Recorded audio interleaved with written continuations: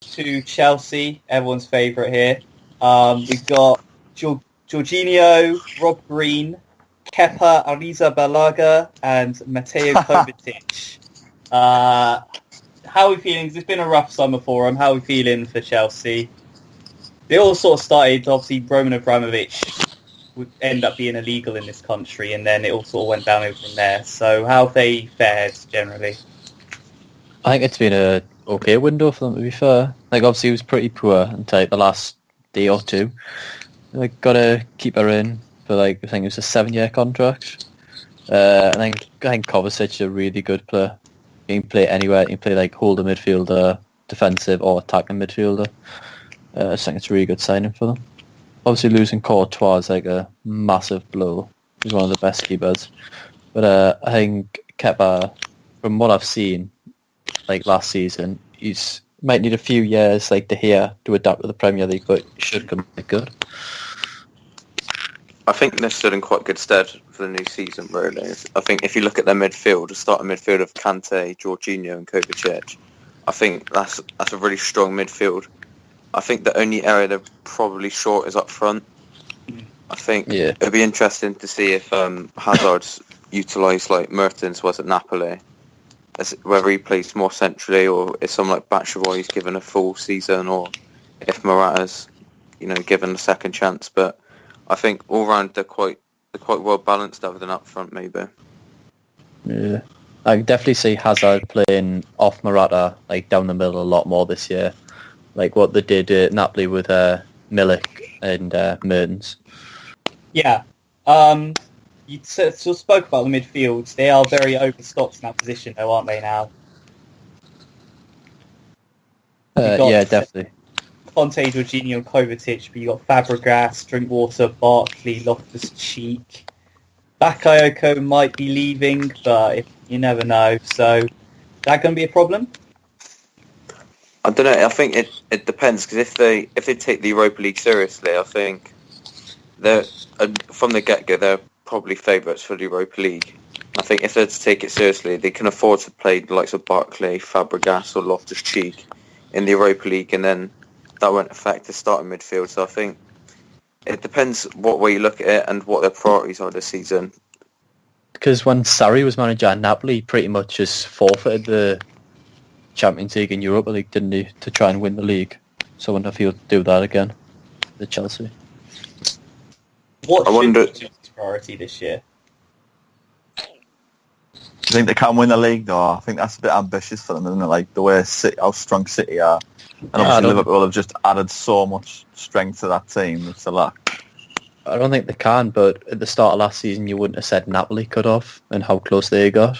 Just all depends. That is true, but when you look at the Serie A, there's only realistically, there was only going to be Napoli, Juve, possibly Inter that could have I suppose challenged. But you look at the Premier League, I mean, you can't, obviously, Man City are overwhelming favourites, and you'd say Liverpool, and after that, you can never rule out Tottenham or Man United regardless of how poor their transfer window's been. They've still got so much strength in the team. Yeah, I think the priority for Chelsea should just be getting back in the top four. I mean, you've seen 1 year at the top four for them, and we've seen the likes of Courtois go.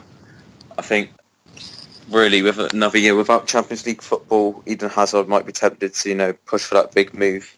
Yeah. He's been on the cusp of for years, so I think for them it'd just be about maybe consolidating, just getting top four, and then maybe a good run in the Europa League or the FA Cup.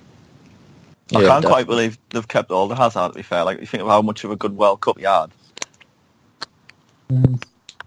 I think, to be fair to Hazard, during his time at Chelsea, he's not really played in so much of an attacking system. Under like Mourinho and Conte, they've been a lot more conservative, and I think in Surrey they finally got a manager that's going to play attacking football and expressive football. So I think that might be one of the factors which kept him at Stamford Bridge. Maybe the promise of attacking football just plays to his strengths, maybe. He did win Player of the Year at Chelsea while Mourinho was there, when they won the league.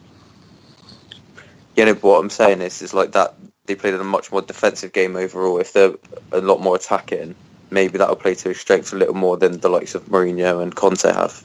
I think he is the type of player who likes to sort of have that free role so he can express himself a bit more. He's that Yeah, type of it's player like- who enjoys playing that type of football. Yeah, definitely. Do you think it'll be quick, or do you think it'll be easy for Chelsea to buy into that new system? Because they've had a few years now of being a bit deeper line, a bit more negative. Do you think Sarri will find it easy to implement his tactics? Or are we thinking it could be a couple months before we really see the effects? I think they'll struggle, to be fair. Because they're changing they've got from the players. centre back, aren't they? Yeah, they've definitely got the players, Willian and Hazard, and maybe Morata, you could argue, is their weakness up front. I think you looked at it last season, he was so poor. Maybe Batshuayi could try and kick on, and I think he'd be perfect for that system as well. Because look at how well he did at Dortmund in an attacking system. Yeah, exactly.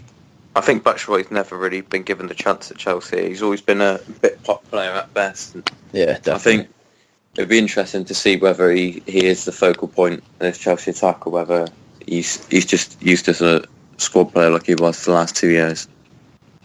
Yeah. Yeah. Talking of squad players at Chelsea, a lot's always sort of made of their youth policy, and they've sent a lot out on loan again this season. Do we have any thoughts on that? Do we see any of these youngsters making a breakthrough? Do we see any positive developments coming out of this policy? Obviously, we've seen Callum Hudson-Odoi starting the Community Shield, or whatever you call it, final.